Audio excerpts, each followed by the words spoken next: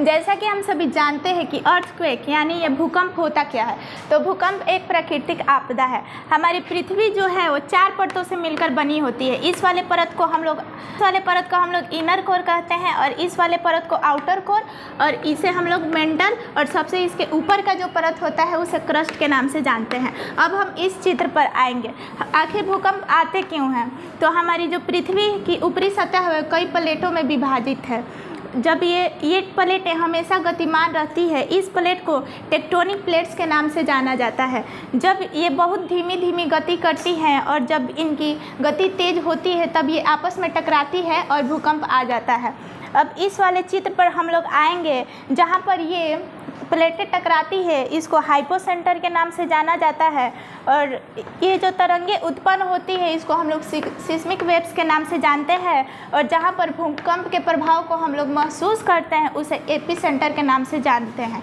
अब भूकंप के प्रभाव को बताएंगी श्वेता। मेरा नाम श्वेता कुमारी है, मैं क्लास 9th की स्टूडेंट हूँ। अब मैं इस टॉपिक पे बताना चाहती हूँ कि भूकंप की क्या प्रभाव है, भूकंप से क्या क्या प्रभाव हो सकते हैं। पहला टॉपिक हम देखेंगे झटके और भूमि का फटना। जैसा कि हमें दीदी ने बताया था कि जब टेक्टोनिक प्लेट्स आपस में घर्षण करती है तो उससे हमारे झटके महसूस होते हैं और उससे हमारी भूमि पे दरारें आ जाती हैं, जिसके कारण बड़े बड़े बिल्डिंग्स, कार्स, ये सब धरती में समा जाती हैं। पहला टॉपिक हमारा कंप्लीट हुआ। दूसरा टॉपिक है भूस्खलन और हिमस्खलन। भूस्खलन मतलब भूमि का फटना और हिमस्खलन मतलब पहाड़ों का टूटना। तीसरा टॉपिक है सुनामी। जब भूकंप आता है तो सुनामी के आने की भी संभावना अधिक होती है और इससे हमारे समुद्र की लहरें उठती हैं और उससे बहुत बड़े बड़े बिल्डिंग भी नष्ट हो जाते हैं। चौथा पॉइंट है बाढ़। सर 1 मिनट पॉज कीजिए ना सर वीडियो। जब नदियों में उथल पुथल होती है तो बाढ़ के आने की भी संभावना होती है। 5वां पॉइंट है मानव प्रभाव। जब हमारी भूकंप आती है तो बहुत बड़े बिल्डिंग्स गिर जाते हैं, हमारी फसलें नष्ट हो जाती हैं। जब भूमि फट जाती है तो मतलब आदमियों का इधर उधर जाना बहुत कठिन हो जाता है। इससे हमारे मानव पे भी बहुत प्रभाव पड़ते हैं। नेक्स्ट टॉपिक है हमारा भूकंप के दौरान क्या करें। इसके बारे में नेक्स्ट टॉपिक के बारे में हमारी दीदी एक्सप्लेन करने जा रही हैं। कि हमारी पहली सहपाठी ने बताया भूकंप के प्रभाव। अब मैं आपको बताऊंगी भूकंप के दौरान क्या करना चाहिए। यदि हम घर के अंदर हों तो हमें ज़मीन पर झुक जाएं, मजबूत मेज अथवा फर्नीचर के नीचे छुप जाएं। दूसरा टॉपिक है शीशा, खिड़की, दरवाजे से दूर रहें। यदि हम घर के बाहर हो तो हमें क्या करना चाहिए, जहाँ है वहीं खड़े रहें। बिल्डिंग्स, पेड़, स्ट्रिप लाइन से दूर रहें।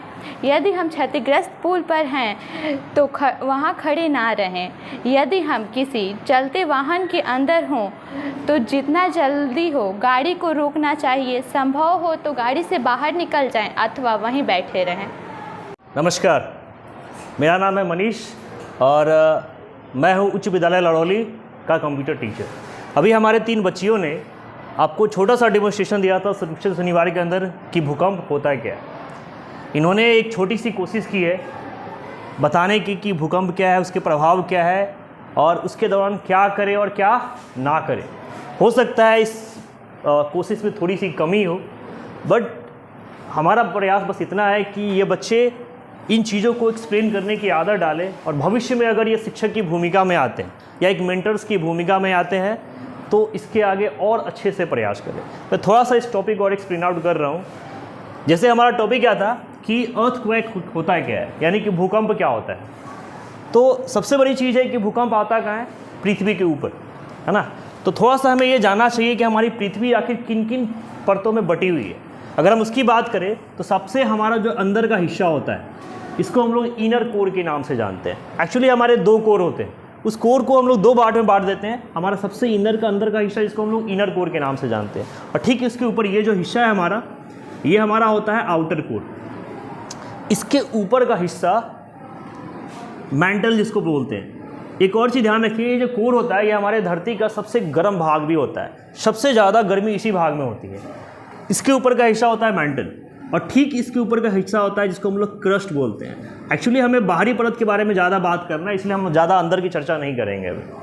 तो ये जो परत है, ऑब्वियसली हमें पता है कि हमारी धरती एक जैसी नहीं है, इसमें बहुत सारी विविधता है। जैसे कहीं पहाड़ है, कहीं पठार है ना, कहीं समुद्र है, कहीं मैदानी इलाका है। तो क्या बताओ, क्या सारी धरती एक जैसी होगी क्या? और क्या सारी सतह एक जैसी कठोर हो सकती है? ये कभी संभव नहीं हो सकता। तो ये कई सारे जोन्स में बांटा गया है। इसको समझने के लिए इस धरती को कई सारे जोन में बांटा दिया गया है, और इसमें कई सारे ऐसे जोन हैं जहाँ पे भूकंप के झटके बहुत ज़्यादा महसूस होते हैं। उन जोन को कहा जाता है फॉल्ट जोन। उनको हम क्या जानते हैं? फॉल्ट जोन के नाम से जानते हैं। ये जो ज़मीन के हिस्से जिनको बांटा गया है, उनको अलग अलग प्लेट्स के नाम से उनको कहा जाता है टेक्टोनिक प्लेट्स। ठीक है, अब इन टेक्टोनिक प्लेट्स में जैसा इस फिगर्स में आप देख रहे होंगे, एक इधर और एक स्लाइड होता है। तो स्लाइड होने के दौरान इसका मतलब क्या है? इसमें घर्षण होता है ना। और जब घर्षण होगी तो क्या होगा? उष्मा पैदा होगी। घर्षण होगा तो क्या होगा? एक एनर्जी क्रिएट होगी, एक एनर्जी। और एनर्जी क्या होता है? आपको पता है कि एनर्जी कोई भी फॉर्म में हो, कैसे भी हो, वो जब फैलती है तो एक वेव का फॉर्म लेती है ना, और वो चारों दिशाओं में फैलती है। तो क्या अगर यहाँ पे टेक्टोनिक प्लेट्स से एक एनर्जी क्रिएट होगी तो क्या वो नहीं फैलेगी क्या? जिसको इस फिगर के माध्यम से थोड़ा सा दर्शाया गया है कि सपोज करके ये वो हिस्सा है जहाँ वो प्लेट्स टकराया, जिसको हमने कहा ये फोकस, इसलिए कि वो बेस सेंटर पार्ट है, और इसीलिए उसको कहा जाता है हाइपोसेंटर। वो हिस्सा जहाँ पे इस टेक्टोनिक प्लेट्स के अंदर मूवमेंट बहुत तेज़ी से हुआ, क्योंकि देखो ये प्लेट्स टकराते तो हमेशा है, मूवमेंट हमेशा ही होता है, लेकिन हमेशा भूकंप नहीं आता ना। क्यों नहीं आता? क्योंकि इनका मूवमेंट बहुत स्लो होता है, और यही मूवमेंट जब बहुत तेज़ गति से हो सकता है और एनर्जी जब बड़े लेवल पे क्रिएट होगी तो क्या होता है? ये जो डॉटेड लाइन दिखाया गया, that is just like a seismic waves. वहाँ पे एक वेव क्रिएट होता है जिसको हमने नाम क्या दिया? Seismic waves. और ठीक इसके ऊपर वो हिस्सा जहाँ पे ये वेव सबसे ज़्यादा तेज गति से टकराती है, उसको हम लोग ईपी सेंटर कहते हैं। हम ये भी कह सकते हैं कि ईपी सेंटर वो हिस्सा है जहाँ पे भूकंप के झटके ज़मीन के स्तर पर सबसे पहली बार महसूस किए गए होंगे। और सिर्फ क्या भूकंप का झटका यहीं पर सीमित रहेगा क्या? बिल्कुल नहीं, ये एनर्जी है। तो एनर्जी है तो ये चारों ओर स्प्रेड होगी, फैलेगी, और ये कई किलोमीटर तक इसके झटके महसूस हो सकते हैं अगर ये बहुत बड़े लेवल का हो। जो टकराने की तीव्रता होती है उसको नापा जाता है रिएक्टर स्केल के ऊपर, है ना। उसको नापा, उसके लिए यूनिट क्या यूज कहता है? Richter scale. अगर 5 या 5 से ज़्यादा रिएक्टर स्केल्स की तीव्रता की भूकंप आती है तो उसके झटके अच्छे खासे होते हैं, उससे काफ़ी तबाही आ सकती है। क्योंकि हमने स्टार्टिंग में ही बात की थी कि भूकंप क्या है? एक प्राकृतिक आपदा है, एक नेचुरल डिजास्टर है, जिससे बहुत सारी तबाहियाँ आती है, बहुत परेशानियाँ होती हैं, और इसको रोकना भी संभव नहीं है ना। तो एनर्जी के फॉर्म में आया, टकराया। अब स्वाभाविक सी बात है, अगर इतने तेज़ गति में आएगा तो अपने बहुत सारे प्रभाव भी छोड़ेगा। तो हम बात करेंगे अब इसके प्रभाव की कि आखिर भूकंप आने के बाद अगर ये स्थिति क्रिएट होती है तो इसके क्या क्या प्रभाव हो सकते हैं। ठीक है, तो सबसे पहले जहाँ से आप देख पा रहे होंगे कि यहाँ हम बात कर रहे हैं झटके और भूमि का फटना। भूकंप का मतलब ही क्या है? वाइब्रेशन, कंपन, झटका महसूस होना। तो अगर ये झटके महसूस होंगे तो आखिर झटके कहाँ आएंगे? ज़मीन के ऊपर ना। पूरा धरती उथल पुथल हो जाएगा ना, और पूरा मानव प्रजाति, चाहे बिल्डिंग्स हो, चाहे पेड़ पौधे हो, चाहे समुद्र हो, चाहे पहाड़ हो, सब तो ज़मीन के ऊपर ही तो है। अब सोचो पूरा बेस ही हिल जाए तो क्या उसके ऊपर की सारी चीज़ें नहीं हिलेंगी? ऑब्वियसली हिलेगा। तो उसको हम लोग क्या बोलते हैं? कंपन, झटका। और भूमि का फटना, स्वाभाविक सी बात है, झटके जब बहुत महसूस होते हैं तो उसमें दरारें आ जाती हैं, हमारी भूमि फट सकती है। जिससे इससे पहले लास्ट 2-4 साल पहले नेपाल में एक बहुत बड़ा भूकंप का झटका महसूस किया गया था। अगर हम सब लोगों ने देखा हो तो न्यूज़ में पूरे रोड्स के अंदर इतनी बड़ी बड़ी दरारें आ गई थी कि कई सारी कार्स, बिल्डिंग्स उसके अंदर समा गई। तो ये बहुत बड़े लेवल के भी हो सकते हैं और इससे काफ़ी सारी तबाहियाँ आ सकती हैं। दूसरी बात है भूस्खलन। भू मतलब ज़मीन, स्खलन मतलब फटना, ज़मीन का गिरना या फटना। हिमस्खलन मतलब हिम होता है पहाड़, पर्वत, उसका टूट के गिरना।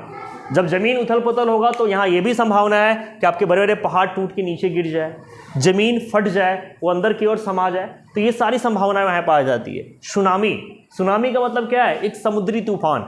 जब समुद्र के अंदर ये हलचल होती है, ये भूकंप के झटके जब होंगे तो क्या वहाँ पे पानी के अंदर हलचल नहीं होगा क्या? बिल्कुल होगा। तो वो सुनामी का भी रूप ले लेती है, और सुनामी अपने आप में एक सुनामी ही है, तबाही है। इसके बाद बाढ़। नदियों में भी वही बात है। अगर नदियों के अंदर पानी के अंदर कंपन होगा, उथल पुथल होगा, तो वो क्या होती है? बाहर आने के बाद डैम टूट जाना, बाढ़ की स्थिति का पैदा हो जाना, ये सारी संभावना वहाँ पे आ जाती है। सबसे इम्पॉर्टेंट चीज़ है मानव प्रभाव।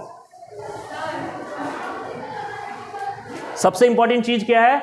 मानव प्रभाव, ह्यूमन इफेक्ट की बात हम कर रहे हैं, ठीक है। तो मानव के ऊपर क्या क्या प्रभाव हो सकता है?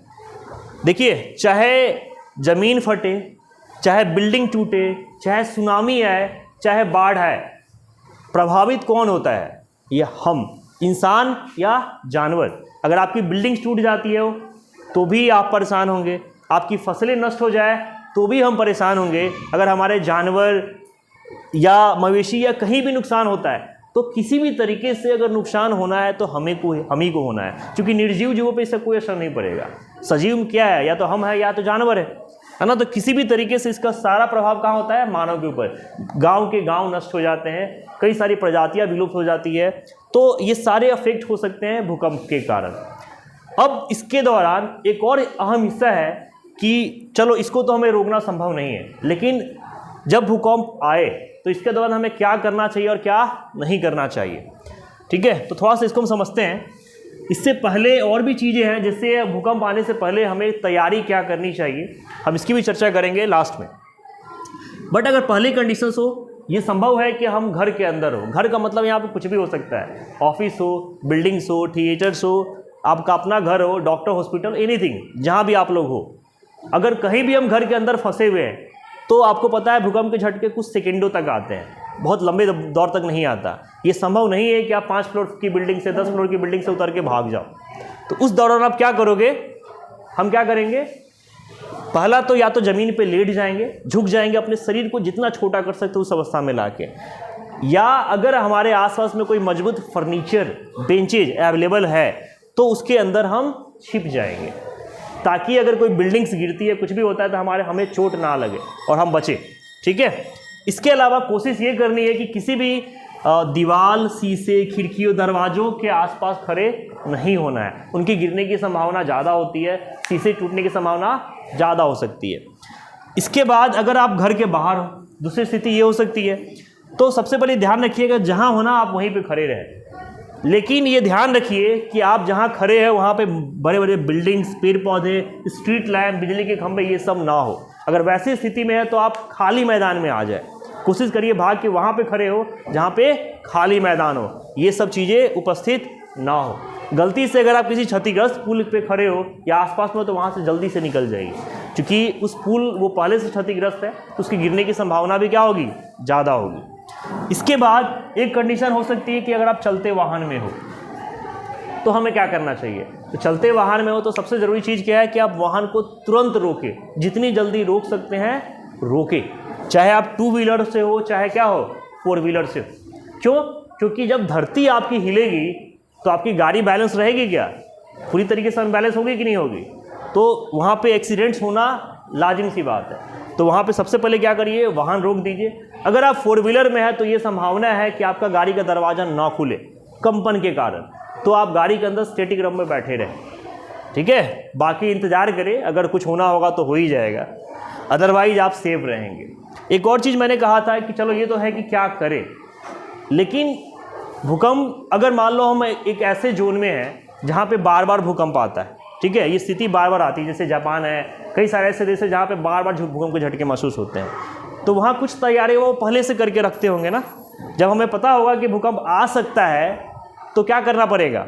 उसके लिए पहले से तैयार रहना होगा। इसीलिए जब घर बनाया जाता है तो अगर आप शहरों में भी घर बनवाओगे ना, तो मैप्स को पास करवाने से पहले आपको भूकंप रोधी घर बनवाया जाता है। मतलब आपको इस तरह से आर्किटेक्ट करना है कि भूकंप आने पे क्या हो, वो घर और बिल्डिंग सुरक्षित रहे। जापान वापान में जब घर देखोगे ज़्यादातर लकड़ियों के घर बनाए जाते हैं, बहुत भारी बिल्डिंग से घर नहीं बनाए जाते, ताकि उनकी टूटने की संभावना क्या हो, कम हो, वो गिरे नहीं ज़्यादा, ठीक है। तो कुछ ऐसी चीज़ें इलेक्ट्रिक घर में हमारे पास फायर सेफ्टी जैसे, इससे कभी कभी आग भी लग जाती है, तो फायर सेफ्टी के इंस्ट्रूमेंट्स मौजूद हो, मेडिकल किट हमारे घर में हमेशा मौजूद हो, ताकि हम इस आपदाओं से क्या करें, निपट सके। तो एक छोटा सा टॉपिक था सुरक्षित शनिवार का, भूकंप, उसके प्रभाव और उसके कारण क्या करें और क्या ना करें। धन्यवाद।